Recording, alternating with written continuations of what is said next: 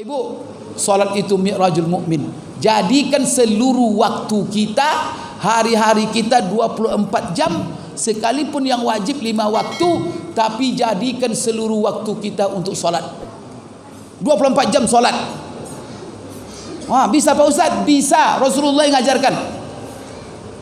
Maka saya ingatkan ini, mungkin Bapak Ibu tak pernah mendengar. Kalau tak pernah mendengar, Bapak Ibu tolong disimak ini.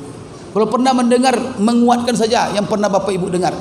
Rasulullah pernah mengatakan begini dalam hadis diriwayatkan Imam Bukhari dalam Sahih, ala adullukum ala ma yamhullahu bihil khataya wa yarfa'u bihid darajat. Maukah saya tunjukkan kepada kamu amalan yang kalau kamu amalkan amalan itu, Allah hapuskan seluruh dosa-dosamu, Allah angkatkan derajatmu setinggi-tingginya. Allahu Akbar. Apa amalan itu? Salah satu yang disebut Rasulullah, intizarus salah ba'das salah, menunggu salat setelah namanya Bapak Ibu salat subuh, itu nunggu salat menunggu salat zuhur dia. Maka Bapak Ibu, kalau orang yang dia menunggu setelah subuh, dia tunggu salat zuhur, maka selama dia menunggu itu sampai waktu zuhur, itu pahalanya sama dengan pahala salat zuhur. Nanti zuhur tunggunya pula waktu asar, maka dia sama pahalanya asar. Begitu juga sampai maghrib, isya, nanti dia tunggu pula waktu subuh. Tapi Bapak Ibu jangan salah dipahami.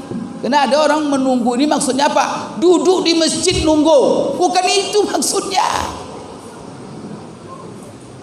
Bukan menunggu di masjid duduk tunggu zuhur. Bukan itu Pak. Mana ada Rasulullah duduk di masjid begitu sampai zuhur. Sahabat pun tidak ada, Rasulullah juga tidak ada. Aisyah ditanya, sahabat-sahabat Rasulullah dulu ketika Rasulullah hidup kemana mereka? Apa kata Aisyah?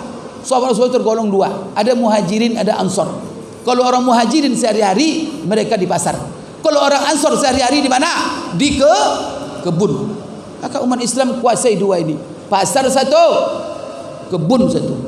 Kalau ini sudah Bapak Ibu kuasai, habis kita sudah.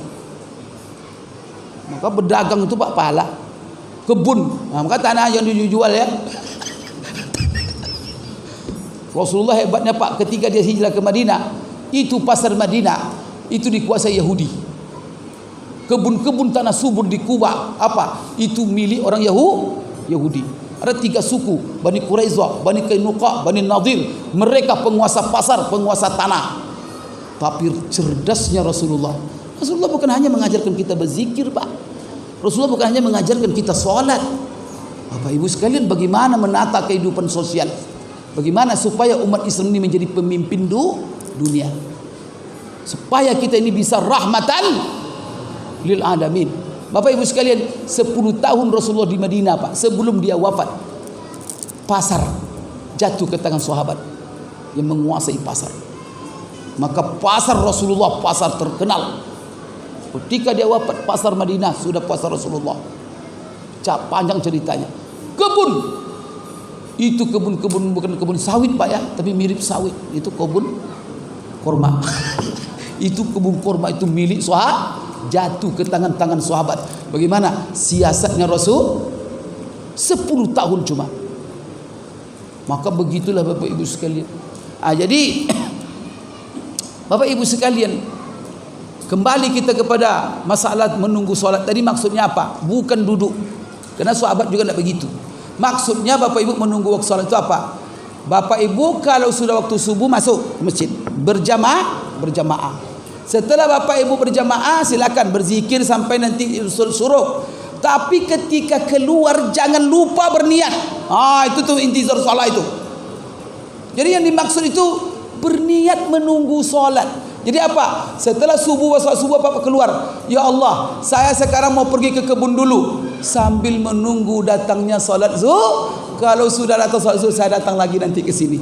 Itulah sebabnya hidup hamba Allah itu cirinya apa? Minal masjid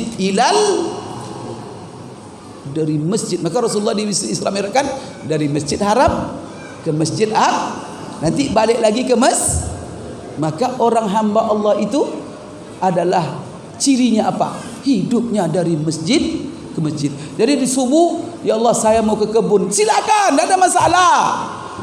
Bapak Ibu ke pasar dagang, silakan. Bapak Ibu, ketika kita keluar sudah niat tadi, ya Allah saya mau pergi ke kebun dulu. Selama Bapak di kebun tadi dan sudah diniatkan sambil menunggu salat, selama di kebun diberesin, rezeki dapat, duit dapat, kemudian seluruh waktu itu pahala Masya Allah.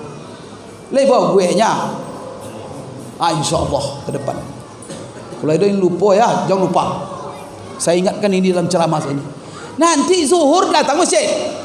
Setelah sholat zuhur, ya Allah saya pulang dulu ke rumah, bantu istri masak sambil nunggu sholat.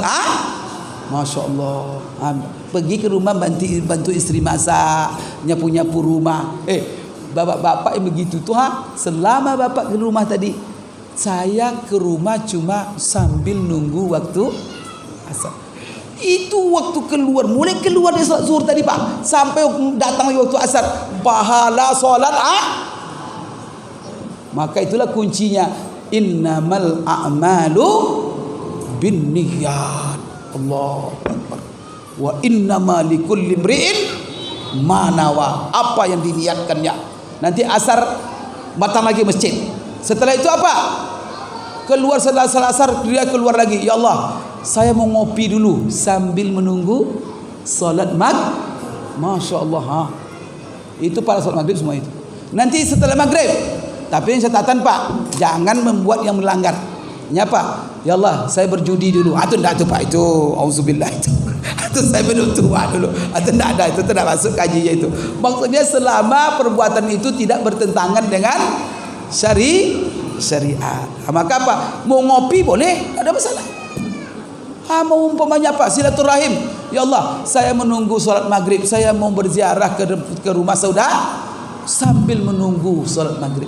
Setelah sholat maghrib, ya Allah saya duduk sambil menunggu sholat isya, mendengar ustaz ceramah. Sambil duduk tuh macam-macam pahala rapat itu Pak. Pahala majlis ilmu, pahala menunggu sholat, Allahu Akbar, pahala menjaga wudu, semuanya dapat. Setelah isya dia pulang ke rumah, ya Allah saya mau tidur dulu sementara menunggu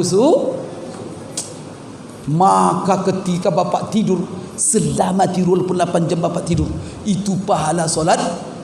Apalagi diniatkan nanti qiyamul. Susah bapak ibu menjadi ahli surga? Susah jadi hamba Allah? Tidak susah. Hidupnya dari masjid ke masjid.